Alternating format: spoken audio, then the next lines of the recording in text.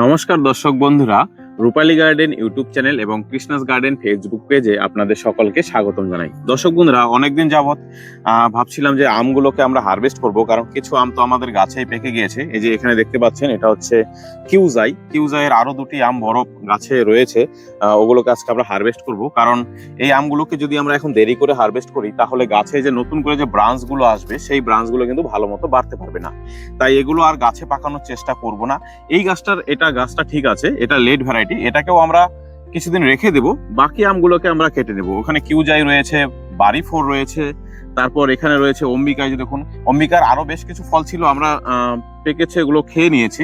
এর আগের কিছুদিন আগে যখন প্রচুর বৃষ্টিপাত হচ্ছিল তখন কিছু আম পেকে গিয়েছিল।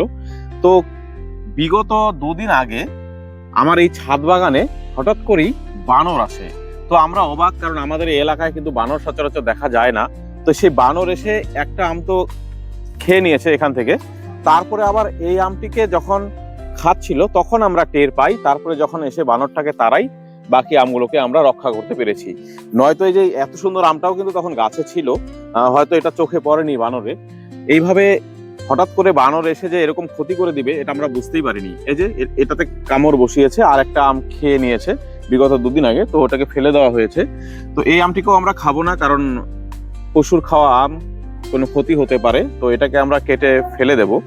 আর বাকি যে আমগুলো রয়েছে, তো এটা যেহেতু কালার এসেছে এটাকে আমরা কেটে নিব। এখানে একটু রোদ পরে কিছুটা পুড়েও গিয়েছে, বেশি কড়া রোদের জন্য এটা হয়েছে। আর এই যে বানানাগুলোকেও আমরা হারভেস্ট করে নেব। এখানে অম্বিকা দুটো আম রয়েছে, অম্বিকাও হারভেস্ট করে নিব। আর এদিকে বাড়ি ফোরের এক দুটো আম রয়েছে। যে বাড়ি ফোর কিন্তু একটা পেকেওছে, সুন্দর কাঁচ মিষ্টি একটা আম। এই দুটোই কিন্তু কাঁচ মিষ্টি, এটাও কাঁচ মিষ্টি কিউজাই। তো আমরা এই দুটো আমকে কিন্তু কেটে দেখাবো ভিতরে কিরকম হয়েছে, খেয়েও দেখাবো কিরকম টেস্ট। তার আগে কিছু ফল আমরা হারভেস্ট করে নেই। যেরকম এই ফলটাকে তো আমরা হারভেস্ট করব বললাম। বানানা এর আগে পেকেছিল, আপনাদের শর্ট ভিডিওতে দেখিয়েছিলাম, সেই শর্ট ভিডিও কিন্তু রয়েছে, কেটেও খেয়ে দেখিয়েছিলাম। তো এই আমটাকে আমরা এখান থেকে হারভেস্ট করলাম। আমরা যদি এখান থেকে গাছটাকে কেটে দিই তাহলে গাছের শেপটা ভালো থাকবে। আমরা এখান থেকে কাটবো, এখান থেকে ব্রাঞ্চ ছাড়বে, তাহলে গাছটা খাটো অবস্থাতে টবের জন্য যথেষ্ট ভালো হবে। এখন মোটামুটি ঠিক আছে। এই যে দেখুন, এই গাছটিকেও কিন্তু আমরা ঝোপালো করে কেটেছি।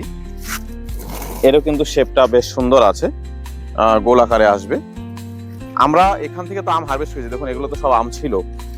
তো এইখানেও কাটিং করলে হবে না, আমাদের কিছুটা গোড়াতে কাটিং করতে হবে। যেরকম এটা আমরা এখানেও কাটতে পারি, আবার এখানেও কাটতে পারি। এখানে কাটলে গাছের শেপটা ভালো থাকবে, এখান থেকে ব্রাঞ্চ ছাড়বে। তো সেইভাবেই আমাদের প্রুনিং করতে হবে।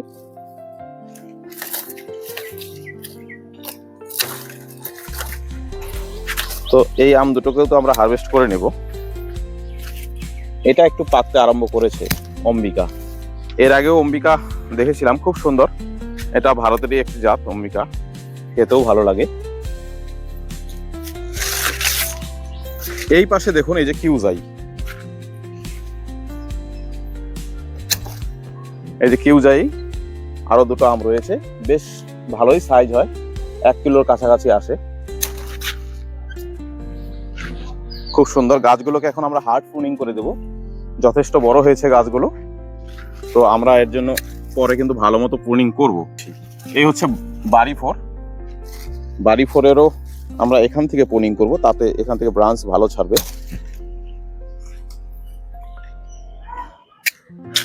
দেখুন, এটাও কাঁচ মিষ্টি, খুব সুন্দর একটা আম, বাড়ি ফোর।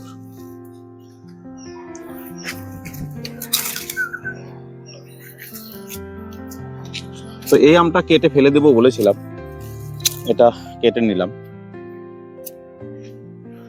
আর মোটামুটি যে আমগুলো রয়েছে, যেহেতু এটা লেট ভ্যারাইটি, আমরা যদি সব আমি এখন পেরে নেই তাহলে কিছুদিন পর কি করে আম খাবো। তাই যেহেতু এটা লেট ভ্যারাইটি, এই গাছটার আম আরো কিছুদিন থাকুক। এবার আপনাদের এই দুটো আম কেটে দেখাই। আর আমার কাছে কিন্তু খুব ভালো লাগে কিউজাই। আমার এখানে যতগুলো ভ্যারাইটি রয়েছে, আমার সবচেয়ে ভালো লাগে হচ্ছে কিউজাই। মানে আমার কাছে এতটাই ভালো লেগেছে, এর মধ্যে কোনো আঁশ নেই, আর খেতে যথেষ্ট স্বাদের। কাঁচ মিষ্টি আম, পাকলে যে এত মিষ্টি হয়, মানে আপনারা এই গাছ একটা নয়, যতগুলো পারেন আপনারা লাগাবেন কিউজাই। ফলের সাইজগুলো দেখুন, 1 কেজি সাইজের হবে, টবে এরকম হচ্ছে, মাটিতে হলে তো আরো বড় হবে। আর আমাদের ট্রি টেস্ট এখনো ভালো মতো আমরা একে টেস্ট রিভিউ করতে পারিনি, তো দেখবো আরো কিছুদিন ম্যাচিওর হোক ভালো মতো। এরও নাম শুনেছি বেশ ভালো, আর ফলের সাইজগুলো যথেষ্ট বড় হয় আর কিন্তু ধরে প্রচুর। এই টবের মধ্যে এখানে আমাদের 12খানা ফল টিকে ছিল, তার মধ্যে এখন আমরা 1-2খানা আগে খেয়েছি, আর 5টা আম আমি রেখে দিলাম, আর 2টো তো এখনই পারলাম, তার মধ্যে আবার বানরে খেয়েছে 1-2টো। দেখুন এই আমটাকে আমরা কাটছি।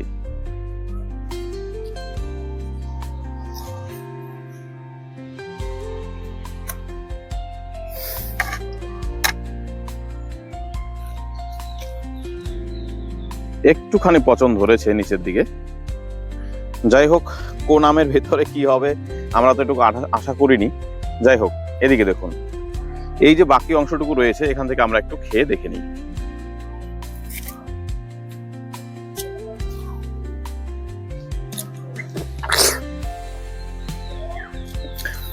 এই আম যারা একবার খেয়েছেন তারাই কেবলমাত্র জানবেন যে কিউজাই কতটা মিষ্টি আম এবং রসালো সুস্বাদু।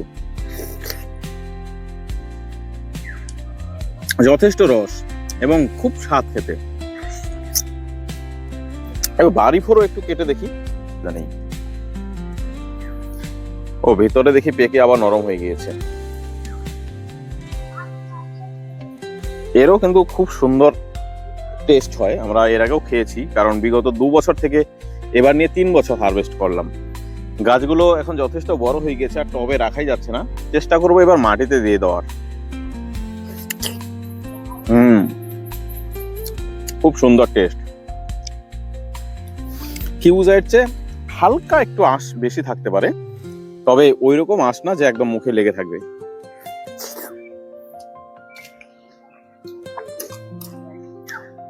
বাড়ি ফোরও খুব সুস্বাদু আম, আপনারা এটাকেও অবশ্যই লাগাবেন, মানে এতটাই সুন্দর খেতে বিশ্বাসই করতে পারবেন না যে আপনার বাগানে এত মিষ্টি আম ফলবে। আর এই যে এখন যে এই যে বটাগুলো থেকে হারভেস্ট করলাম, এগুলো অবশ্যই এই 1 গিট আরো ভেতরে কাটবেন, তাহলে কি হবে গাছের শেপটা ভালো থাকবে। এর প্রত্যেকটা আমরা আগে কেটে দিয়েছিলাম, এই যে নতুন ব্রাঞ্চ কিন্তু আসতে আরম্ভ করেছে অলরেডি। তো বর্ষা পার হয়ে যাওয়ার পর তারপরে দেরি করে কাটলে কি হবে, অনেক সমস্যা হবে। কিরকম সমস্যা? ভালো মতো কুশি ছাড়তে চাইবে না, কারণ এই বর্ষাতেই ডালপালা বেশি বাড়বে। তো এইভাবে এই যে দেখুন এই গাছটাকে যেরকম সুন্দর শেপ দিয়েছি, এখন এখান থেকে ব্রাঞ্চ ছাড়লে সুন্দর ঝোপালো হবে। এই গাছটিকেও দেখুন, এগুলো কিন্তু আরো ব্রাঞ্চ ছিল, এটাতেও কিন্তু ফল ছিল। এই যে আমরা হার্ড প্রুনিং করেছি, এই যে এখানে হার্ড প্রুনিং করেছি, এদিকে ভেতরে হার্ড প্রুনিং করেছি, এই যে যার কারণে এদিকে ব্রাঞ্চগুলো এখন সুন্দর ঝোপালো হবে। এগুলো সব হার্ড প্রুনিং করা হয়, যে এখন সুন্দর ঝোপালো হবে। তো আপনারা এইভাবে অবশ্যই গাছগুলোকে প্রুনিং করবেন। ভিডিওটিকে আর দীর্ঘায়িত করছি না, সকলেই ভালো থাকবেন, সুস্থ থাকবেন, নমস্কার।